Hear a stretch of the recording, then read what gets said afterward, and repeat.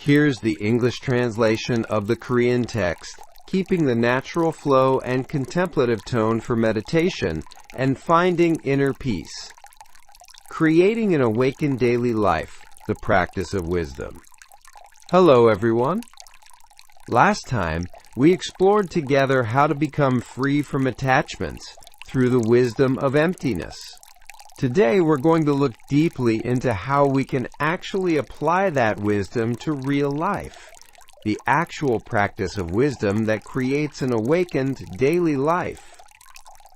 When you hear the word practice, what image comes to mind? You might think of special activities done quietly, sitting in mountain temples or meditation centers. But the true practice that the Great Wisdom Sutra talks about is daily life itself. Wisdom practice is something you can do on your way to work, at the office, at home, even in bed before you fall asleep. The heart of wisdom practice is being awake in the present moment, awake to your mental state, awake to the true nature of what's happening around you. This isn't some special ability. It's about recovering the natural capacity of consciousness that everyone has. Most of us living in modern times live on autopilot mode. From morning until we fall asleep, we often act habitually, unconsciously. We think other thoughts while brushing our teeth, look at our smartphones while eating, and think ahead to what we'll say next while talking with people. In this state, it's hard to experience true peace or satisfaction. Wisdom practice teaches us how to step out of this autopilot mode and live a conscious, awakened life. Without setting aside special time, without going to special places, every moment of daily life can become an opportunity for awakening. Why meditation alone isn't enough. Many people expect that if they meditate, all their problems will be solved. Of course, meditation is a very beneficial practice and an absolutely necessary part. But if you're only peaceful in the meditation room and still get stressed, angry, and anxious in daily life, can we say real change has happened? There are several reasons why meditation alone isn't enough. First, meditation happens in a controlled environment. Meditation done in a quiet, undisturbed space, in a comfortable position, is completely different from daily life full of noise and stress. Second, meditation time is just a very small part of the day. Even if you meditate for 30 minutes a day, how you spend the remaining 23 hours and 30 minutes is more important. If the peaceful mind you gained from meditation disappears at the first stressful situation in daily life, it's hard to expect lasting change. Third, if you think of meditation and daily life as separate, you can fall into dualistic thinking. If you think you're spiritual when meditating and worldly in daily life, or if you're only awake when meditating and live unconsciously the rest of the time, true integration doesn't happen. Fourth, you can become attached to meditation. If you try to have special experiences through meditation or struggle to maintain a perfect mental state, stress can actually increase. Fifth, it can become a means of escaping reality. If you run away to the meditation room instead of facing difficult situations, or try to find comfort only through meditation instead of solving actual problems, real growth becomes difficult. The Great Wisdom Sutra presents the concept of one-action samadhi to solve this problem. One-action samadhi means maintaining samadhi, deep concentration and awakeness, in all daily actions. Not only sitting meditation, but standing meditation, walking meditation, working meditation are all possible. Modern psychology research supports this too. When mindfulness is applied integrally to daily life, much greater change happens compared to practicing only in the meditation room. Effects like stress reduction, improved emotional regulation, better relationships, and increased work efficiency appear greater and more lasting. Jan Kabat-Zinn, called the father of daily integrated meditation, emphasized the importance of integrating meditation into daily life by saying, "Wherever you go, there you are." Not special places or times, but right here, right now. Every moment of daily life is an opportunity for awakening. Thich Nhat Hanh also taught that ordinary daily activities can become deep practice by saying, "When washing dishes, just wash dishes." What matters isn't what you do, but what mind you do it with. This doesn't mean sitting meditation is unnecessary. Formal meditation plays the role of building basic fitness to train the mind. Just like athletes need basic fitness training to show their skills in actual games, the concentration and awakeness developed through formal meditation gets used in daily life. The ideal practice is when formal meditation and daily practice complement each other. Building a foundation through formal meditation, applying it to actual life through daily practice, and exploring those daily experiences more deeply in formal meditation, creating this positive cycle. How to practice while working. Most modern people spend a considerable amount of their day at work. So if you can practice while working, your whole life can become practice. But how can you practice in a busy, stressful workplace? First, take a moment of preparation time before starting work. Before turning on your computer, before entering a meeting, before answering the phone, take one deep breath and organize your mind. This short moment can determine your mindset for the whole day. Second, do only one thing at a time. Avoid multitasking and focus completely on what you're doing right now. When writing emails, focus only on emails. When in meetings, focus only on meetings. When on phone calls, focus only on phone calls. Third, consciously pay attention to your breathing. Whenever stress builds up or your mind becomes scattered, return to your breath. Even without special breathing techniques, just paying attention to natural breathing calms the mind. Fourth, notice bodily sensations. Periodically check if tension has built up in your shoulders, if your jaw is clenched, if your back is hunched, and consciously relax them. Since body and mind are connected, releasing bodily tension also eases the mind. Fifth, practice mindfulness in interactions with colleagues. Make an effort to truly listen to what others are saying. Think once before reacting, and when you get angry, pause for a moment instead of expressing it immediately. Sixth, consciously use small break times. Use short moments like going to the bathroom, drinking water, waiting for the elevator as opportunities for mindfulness. Seventh, use walking meditation. When moving around the office, going to lunch, heading home from work, consciously pay attention to your steps. It's fine to walk quickly. What matters is noticing the act of walking itself. Eighth, reflect on the meaning of your work. Think about how the work you're doing helps other people, what contribution it makes to society. This awareness of meaning transforms simple tasks into meaningful practice. Ninth, see difficult situations as opportunities to develop patience. Don't try to avoid difficult customers, unreasonable demands, conflict situations, but use them as opportunities to observe your mind and practice responding wisely. 10th, have a grateful heart when finishing your day's work. Be grateful for the help you received today, what you accomplished well, what you learned, and make what was lacking tomorrow's task. Among modern companies, more and more are introducing this kind of mindfulness at the organizational level.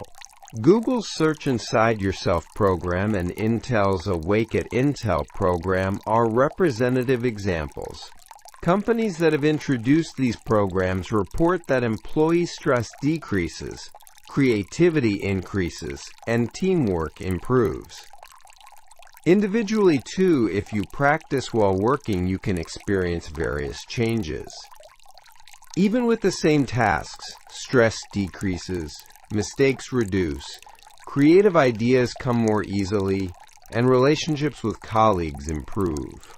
Most of all, you can experience work itself becoming not just simple labor, but an opportunity for growth.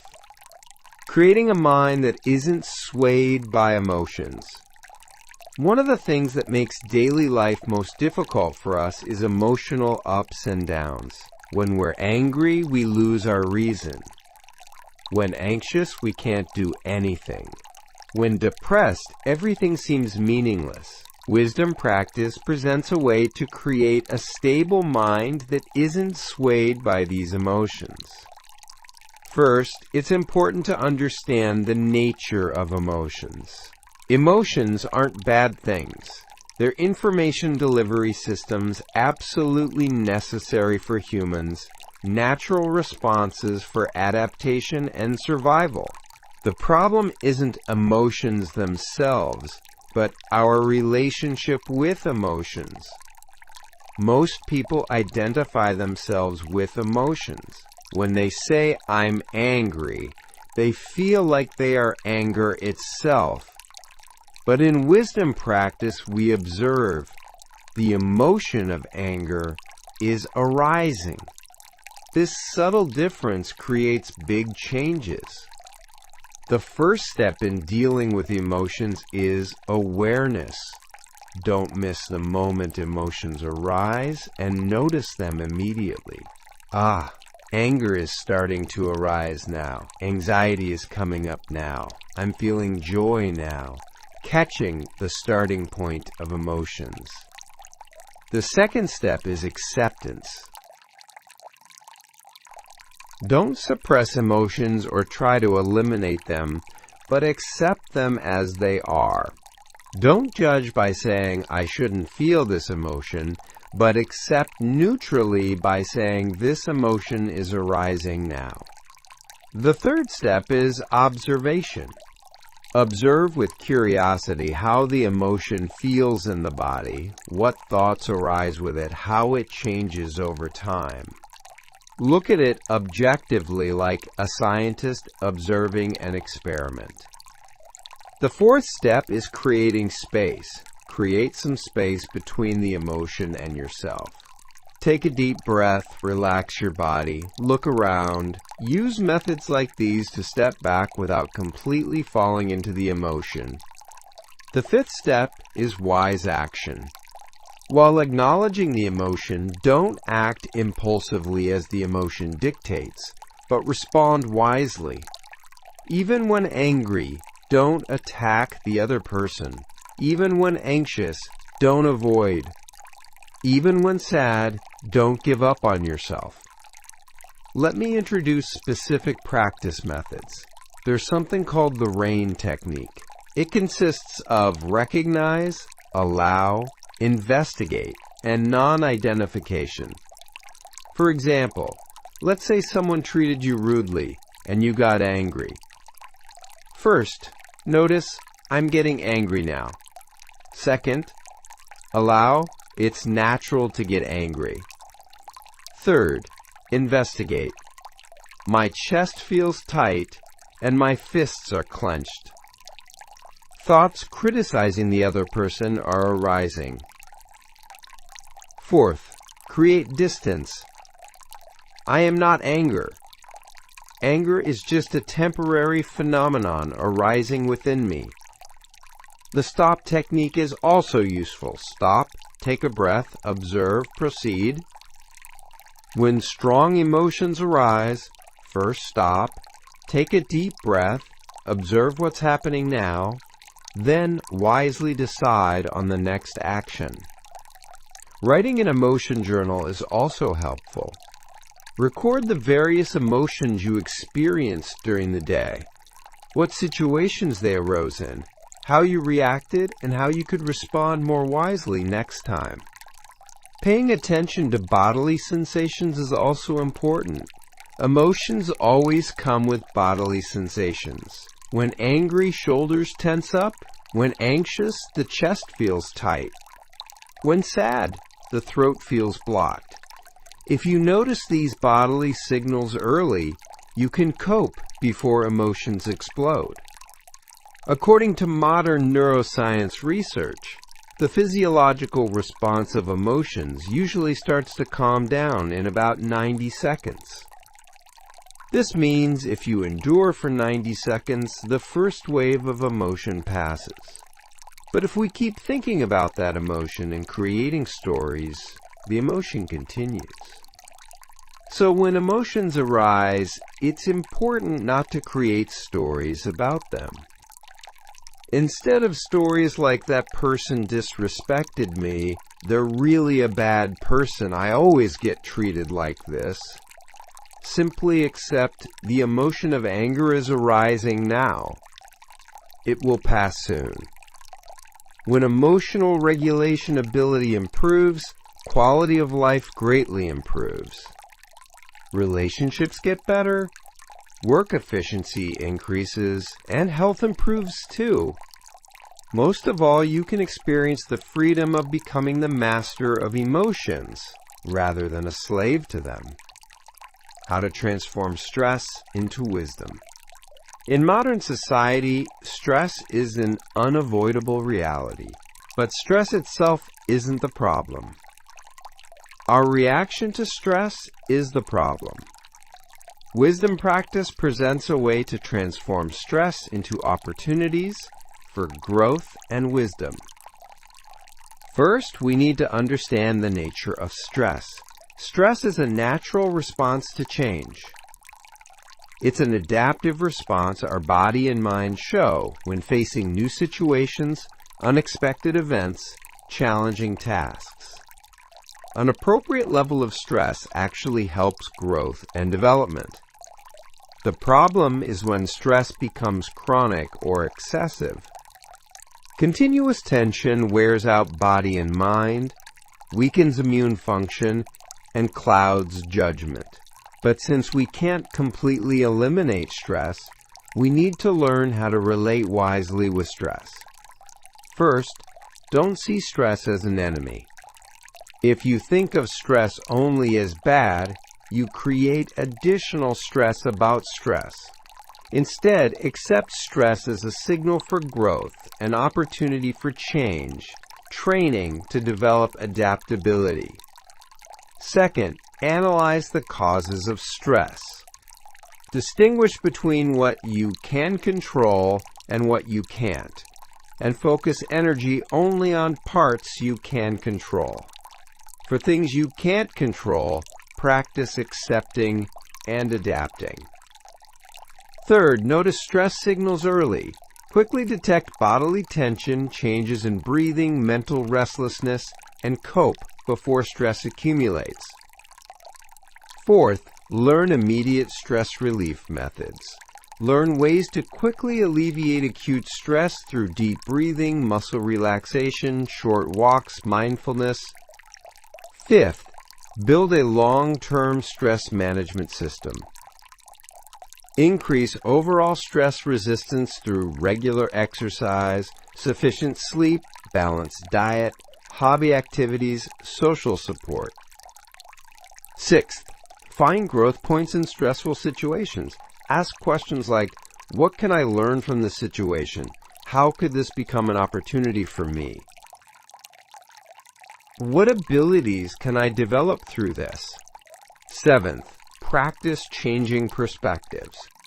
The same situation creates different stress levels depending on how you interpret it. Think, this is a challenge, rather than this is a disaster. I am learning, rather than I am incompetent. Eighth, utilize support systems. Don't try to handle all stress alone, but share with family, friends, colleagues. Sometimes seeking professional help is also a wise choice. One specific technique for transforming stress into wisdom is reframing, changing your interpretation of situations. For example, changing the interpretation "my boss dislikes me" to "my boss must be under stress." Developing a growth mindset is also important. See difficult situations not as problems caused by my inadequacy, but as opportunities for me to grow. See failure not as the end, but as the beginning. Gratitude practice is also a powerful tool for transforming stress into wisdom. Look for things you can be grateful for even in stressful situations. Develop a grateful heart for health, family, friends, learning opportunities, challenges that help you grow. Modern psychology has a concept called post-traumatic growth. This refers to the phenomenon of becoming stronger and wiser after experiencing great stress or trauma. This shows that stress isn't necessarily only harmful. Snop's life-changing with just 5 minutes daily.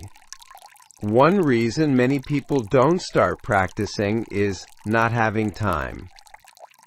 But real change comes not from long periods, but from consistency. Even just 5 minutes a day of conscious practice can bring amazing changes. The core of 5-minute practice is quality. 5 minutes of complete focus brings greater effects than spending 1 hour distractedly. What matters is being completely present during those 5 minutes. Let me suggest a 5-minute morning practice.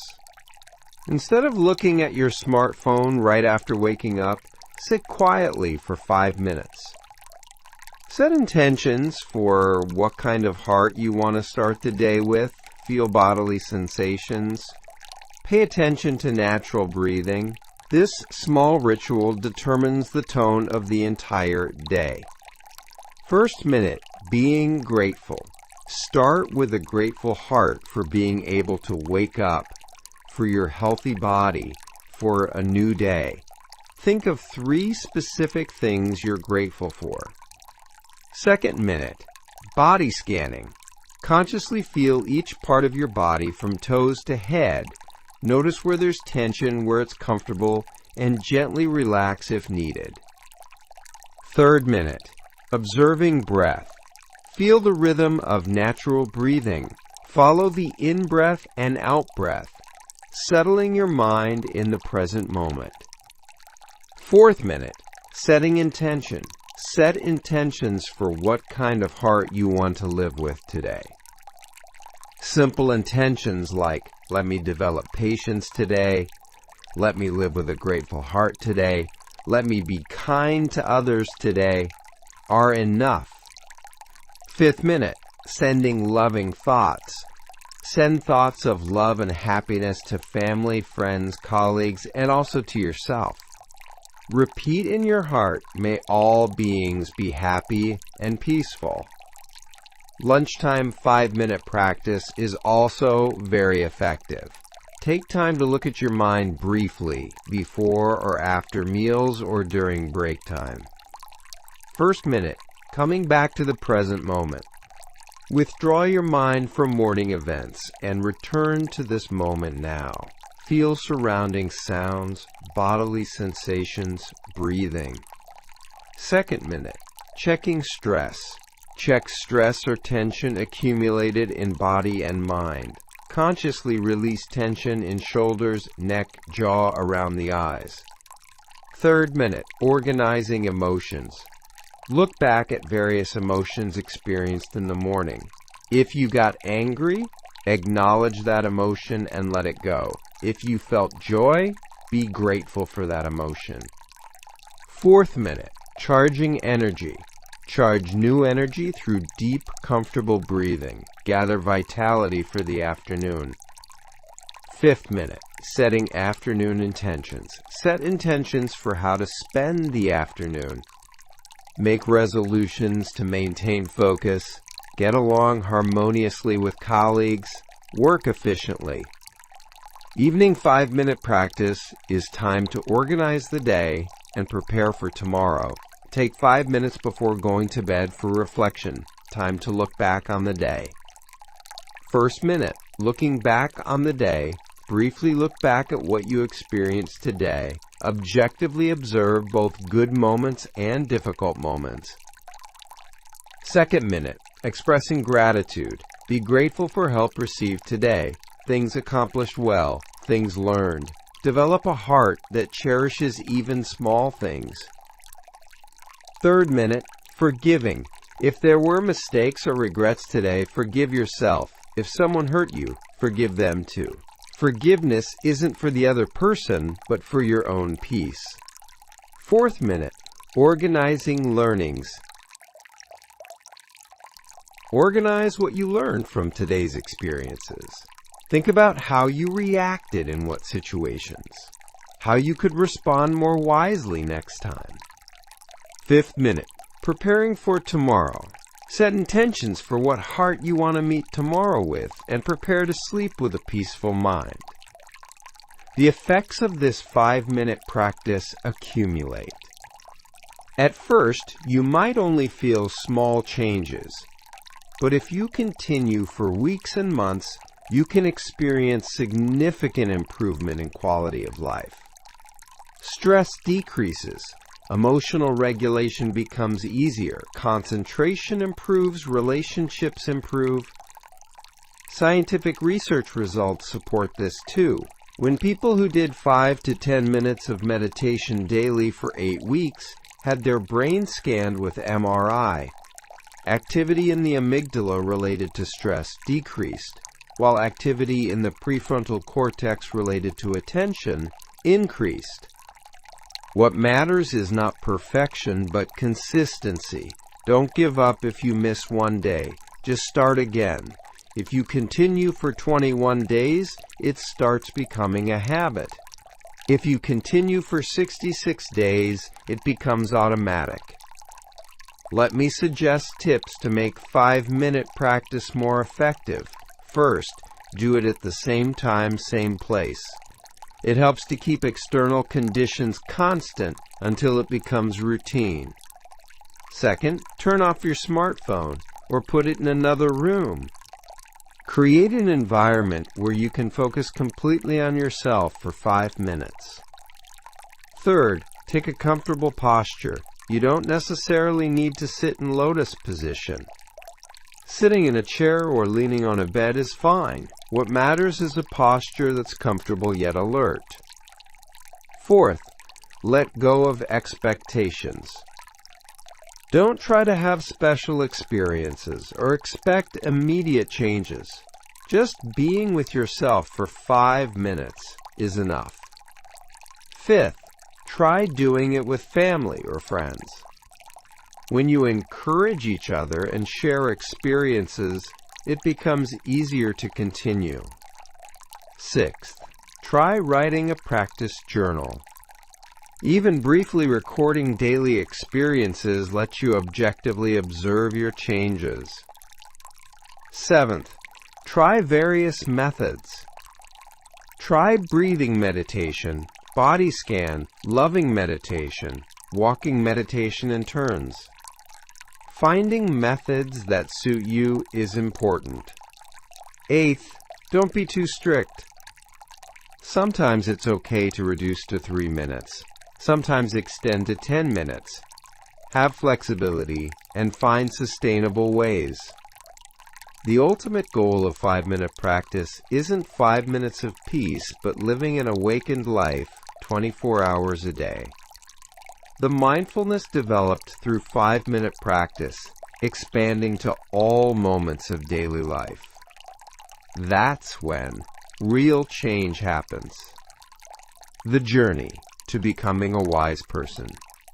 Until now, we've explored various aspects of wisdom practice together. The integration of meditation and daily life, mindfulness at work, emotional regulation, stress management, and daily 5-minute practice. The goal of all these things is one, becoming a wise person. What kind of person is a wise person? Not someone who knows everything. Rather, someone who knows that they don't know. Not someone who's always calm. Someone who doesn't get swept away by emotional waves even when they arise. Not someone without problems. Someone who accepts problems as opportunities for growth when they arise. A wise person lives in the present.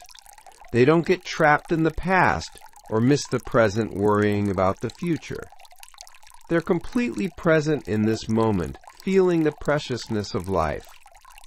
A wise person cherishes relationships. They don't pursue only their own success, but try to grow together with others. They pursue cooperation over competition, connection over separation. A wise person doesn't fear change. They accept that everything is impermanent and see change as opportunities for growth. They don't cling to stable things, but adapt flexibly according to the flow. A wise person is compassionate to themselves and others. They accept their imperfect selves and understand others who make mistakes. They empathize rather than judge, encourage rather than criticize. This wisdom isn't gained overnight. It's a lifelong process of learning and growth. A journey of failing and getting frustrated, yet getting up again, falling, yet continuing to walk. But this journey itself is the destination. The goal isn't to gain perfect wisdom, but the process of pursuing wisdom itself is a meaningful life. The heart that tries to be a little more awake each day, strives to be a little more compassionate, tries to be a little wiser, that heart itself is already a bodhisattva's heart. I hope you'll join this beautiful journey, too. Don't try to become a perfect practitioner. Just trying to be a little more awake is enough. Start with small practices and gradually expand to your entire daily life. Sometimes it might be difficult. Sometimes you might have doubts. All these things are also part of the journey. Don't give up and keep walking. You're not alone. There are countless seniors who have walked this path for thousands of years, and there are companions walking the same path right now. The ultimate goal of wisdom practice is the happiness of all beings, not just your own well-being, but all beings becoming happy together. The more awakened you become, the wiser you become, the more compassionate you become, the people around you also change together. Your peace brings peace to others. Your wisdom inspires others. This is exactly the message the Great Wisdom Sutra wants to convey to us. Living an awakened life, developing a wise mind, practicing compassionate actions contributes not only to our individual happiness, but to the happiness of all humanity. I pray that from today your daily life will be filled with awakeness.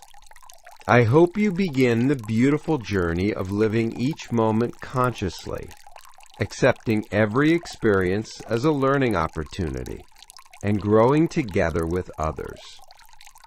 Wisdom practice isn't just for special people. Anyone can do it. You can start anytime. You can practice anywhere. What matters is starting. Starting from this very moment to try to be a little more awake. I sincerely pray that your life becomes richer and more meaningful through wisdom practice.